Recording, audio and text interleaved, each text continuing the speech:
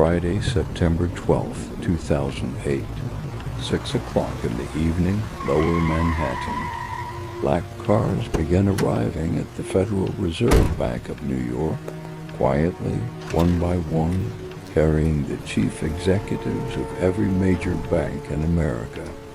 They have been summoned for a weekend that has no precedent and no script. Upstairs, the message they receive is short. Lehman Brothers minus 158 years old, 25,000 employees, $600 billion of obligations will not survive the Monday without a buyer.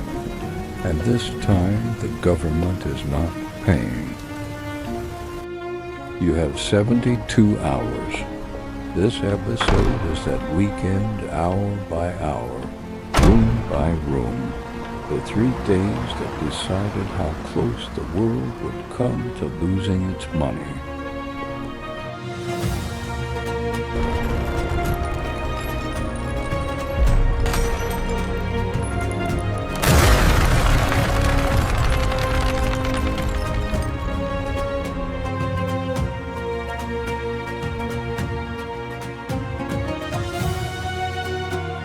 Understand first why the room was so afraid. Lehman was America's 4th largest investment bank, gorged on the very mortgage machine we met in our 2008 episode, leveraged more than 30-1, meaning a mere 3% drop in its assets could erase it. All year the market had watched it bleed. Bear Stearns had fallen in March and been rescued into a merger. Everyone assumed the same net waited for Lehman. Inside the Fed that Friday night, the government's message shattered the assumption. No public money this time. The assembled bankers, rivals who trusted each other slightly less than they trusted Lehman's books, were told to finance or rescue themselves. Wall Street was being asked to pass a collection plate for one of its own. Saturday belonged to accountants. 2 buyers were circling, Bank of America and Barclays, Britain's giant. Their teams descended into Lehman's books and found the basement. Commercial real estate valued at prices from a vanished world. A hole conservatively estimated in the tens of billions. By afternoon, Bank of America had quietly slipped away, and here the weekend produced its darkest twist of fate. It bought Merrill Lynch instead that same weekend, snapping up the next domino before it could fall. Lehman never saw it coming. 1 buyer remained. Everything now hung on Barclays, and on a detail almost nobody in New York had thought about. British regulators would have to say yes. Sunday morning, the deal was, in the room's words, done. Handshakes, term sheets, relief. Then came the call from London. Barclays' guarantee of Lehman's trading book would require a shareholder vote weeks away, and Britain's regulator declined to waive it. Whatever the motive protecting British banks from America's fire, doubts about the hole in the books, the effect was absolute.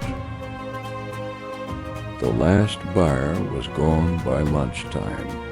In a conference room, Lehman's stunned leadership was told to prepare for bankruptcy, an outcome so unthinkable that the firm had barely planned for it. Meanwhile, in a scene stranger than fiction, the world's derivatives dealers held an emergency netting session that Sunday afternoon, trying to untangle trillions in contracts before the corpse hit the floor.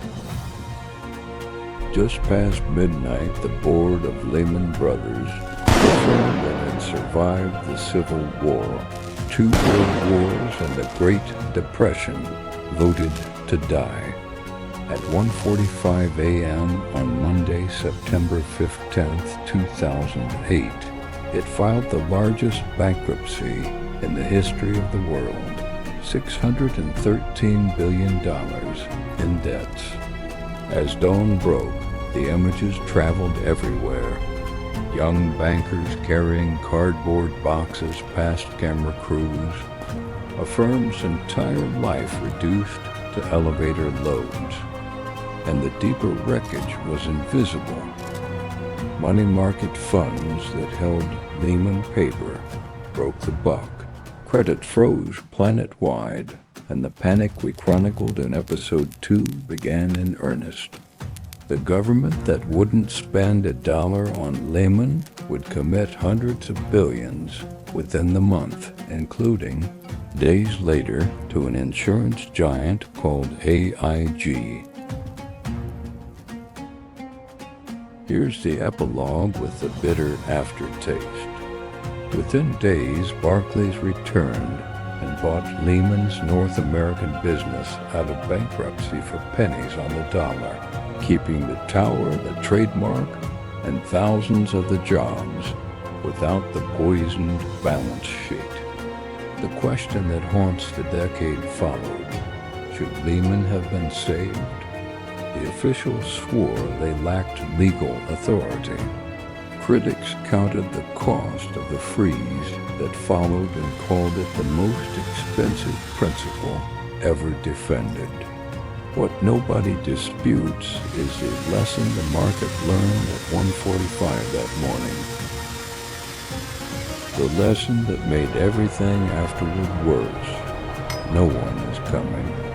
When that sentence becomes believed, every bank checks every other bank's pockets, and the checking itself becomes the collapse.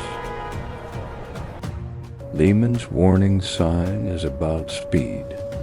Institutions look permanent until the weekend they aren't, and the end, when it comes, arrives in hours on a schedule set by lawyers in rooms you'll never see. For your own money, the translation is simple. Counterparty risk is real. Never park everything where one door can lock. And for reading the news, when officials insist on Friday that everything is fine, watch what the black cars do on Saturday. Tomorrow, the bubble that makes all others look brief.